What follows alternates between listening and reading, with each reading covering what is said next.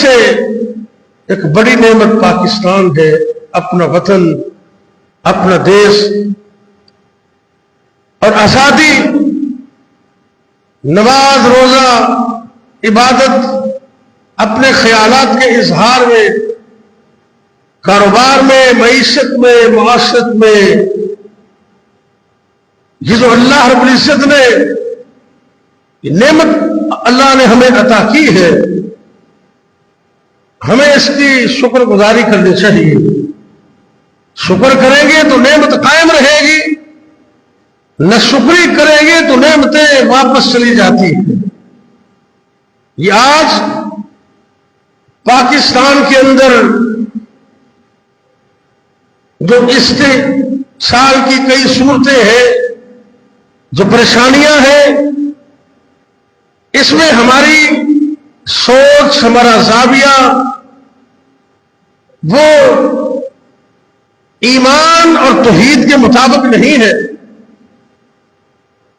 شروع سے ہم سنتے رہے کہ پاکستان کا مطلب کیا؟ لا الہ الا اللہ۔ یہ تو ملک ہی توحید کی بنیاد پہ بنا ہے۔ آج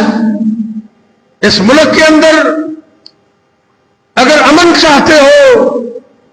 سکون چاہتے ہو، اطمینان چاہتے ہو، معیشت، معاشرت، سیاست اور باقی شعبہ جات میں اگر کامیابی چاہتے ہو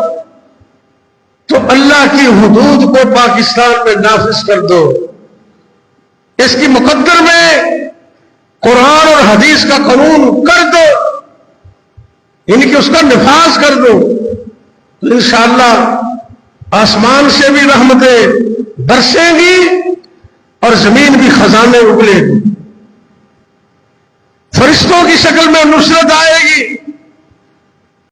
اور جشن آزادی منانے والوں جوانوں، پاکستان ہزاروں لاکھوں قربانیوں کے بعد اور خون کی ندیوں میں گزرنے کے بعد اور ہزاروں عزتوں کو پامال کرنے کے بعد یہ خطہ رب نے دیا ہے، اور تو سو کر ایسے زندگی گزار رہا ہے، نہ تم سون کا والا، نہ تم جاگن کا طریقہ پتہ ہے کہ پاکستان کتنی بڑی نعمت ہے۔ یہ تو الحمدللہ پڑھنا چاہیے نا، سب نے پڑھنا چاہیے۔ اللہ نے نبی پاک کو نا مکہ جی تو فتح کیتا، بڑی فتح ہوئی، جنہوں نے اپنے قرآن سے فتح مبین آکھے تے رب کے دن غور کرنے ہیں، آزادی نو منان دا طریقہ کار کی ہے، آزادی نو منان دا اس پروٹوکول دا طریقہ کار کی ہے۔ رب نے قرآن اتارے ہے، سورہ النصر اتاری، ذرا غور کر لینا، بسم اللہ الرحمن الرحیم، اذا جاء نصر اللہ والفتح، اللہ دی طرف مدد آ گئی تے فتح بھی مکے دی شکل اندر اللہ نے عطا کر دی تھی۔ تو رب نے کی حکم دیتا ہے، جشن کیویں منانے، خوشیاں کیویں منانیاں نے، آئے قرآن دے لفظات ذرا غور کر لے، فسبح بحمد ربک، فسبح بحمد ربک، اللہ دی حمد نال ان دی تعریف کرنی ایک کم، واستغفرہ تے نال استغفار کرنا، دو کم نے، الحمدللہ استغفراللہ، پڑھو دو لفظ، الحمدللہ استغفراللہ۔ چلو یار زیادہ نہیں تے گھٹو گھٹ ایک تسبیح، جن بندے بیٹھے نے، تسی مرد بیٹھے نے، عورتوں بیٹھے نے، نوجوان بیٹھے نے، اتنی بڑی نعمت رب نے عطا کی تھی، آزادی کی شکل اندر، پاکستان کی شکل اندر، اللہ قیامت تک پاکستان کو آباد رکھے، اچھی آمین کہہ دو۔ اور وطن واسطے دعا کرنا، اے نبیوں کی سنت، میرے پیغمبر مدینے واسطے دعا کرتے رہے، اللہ دے نبی ابراہیم مکے واسطے دعا کرتے رہے، مکہ مدینہ تے ویسے ہی ساری جد جان ہے، اللہ دے فضل نال ایک خادمین حرمین میں تے پاکستان دی فوج محافظین حرمین معاہدے ہو چکے نے، الحمدللہ مکہ و مدینہ ساری جند اور جان ہے، پاکستان سارا وطن ہے، اللہ مکہ مدینہ نو